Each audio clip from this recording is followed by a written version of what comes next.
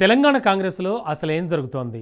Congress party రాష్ట్రంలో అధికారంలోకి వచ్చి 2.5 ఏళ్లు గడుస్తున్నాయి. అయినా సరే పార్టీకి ప్రభుత్వానికి మధ్య ఇంకా సమన్వయం కుదరలేదా?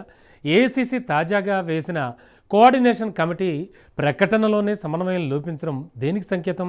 ఒకవైపు సీఎం రేవంత్ మార్క్ దూకుడు, మరోవైపు సీనియర్ల అసంతృప్తి మధ్య నలుగుతోన్న హస్తం పార్టీలో ఈ కొత్త కమిటీ అసమ్మతి సెగలను చల్లారుస్తుందా, లేక అధికార వికేంద్రీకరణ పేరుతో సీఎం రేవంత్ రెడ్డి పవర్స్కు చెక్ పెట్టబోతోందా? Let's watch.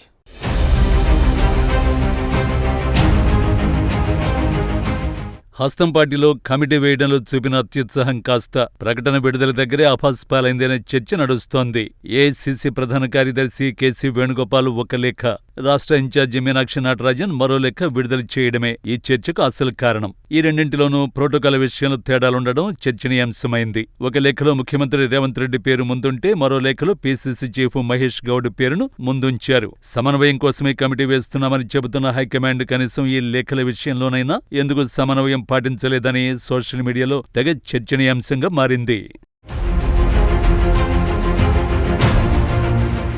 అసలు ఈ కమిటీ ఎందుకు ఏర్పాటు చేశారు, దీనివల్ల ఉపయోగం ఏమిటనే చర్చ గాంధీభవన్ వర్గాల్లో జోరుగానే సాగుతోంది. ఈ కమిటీ వేయడం వెనుక ఢిల్లీలో ఇటీవల హైకమాండ్తో రాష్ట్ర నేతలకు జరిగిన 1-to-1 మీటింగు ప్రభావం స్పష్టంగా కనిపిస్తోందని పలువురు అభిప్రాయపడుతున్నారు. పార్టీలో సీనియర్ నేతలు, కొందరు మంత్రులు తమకు తగిన ప్రాధాన్యత దక్కడం లేదని, ప్రభుత్వ నిర్ణయాల్లో తమను భాగస్వాములను చేయడం లేదని అధిష్టానానికి ఫిర్యాదు చేశారట.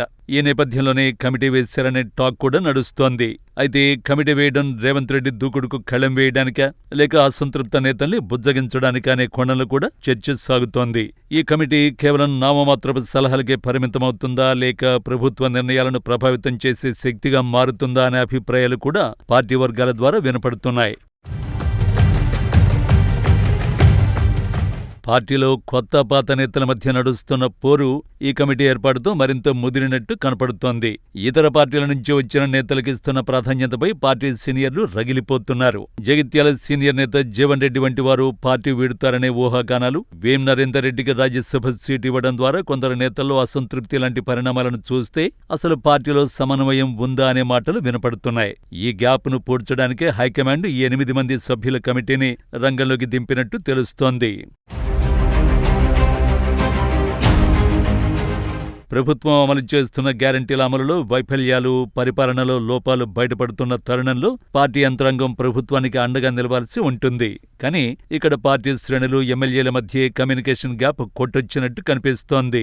మంత్రులు తమను కలవడం లేదని కొందరు ఎమ్మెల్యేలు, జిల్లాలో పీసీసీ నేతల మాట చెల్లుబాటు కావటం లేదని మరికొందరు గుర్రుగా ఉన్నారట. ఈ అసమ్మతి సగలు చల్లారకపోతే రాబోయే రోజుల్లో పార్టీకి నష్టం తప్పదని అధిష్టానం ఆలోచనలో పడిందనే వార్తలు వినపడుతున్నాయి. ఏది ఏమైనా ఈ సమన్వయ కమిటీ వల్ల రేవంత్ రెడ్డికి పార్టీపై మరింత పట్టు పెరుగుతుందా, లేక ఆయన అధికారాలకు చెక్ పడుతుందా అన్నదే అసలు ప్రశ్న. ఒకవైపు డిప్యూటీ సీఎం భట్టి విక్రమార్క, ఉత్తమ్ కుమార్ రెడ్డి వంటి సీనియర్లు కమిటీలో ఉండడంతో ప్రతి నిర్ణయం మీద ఆచితూచి అడుగులు వేయాల్సిన పరిస్థితి సీఎంకు ఏర్పడుతుంది.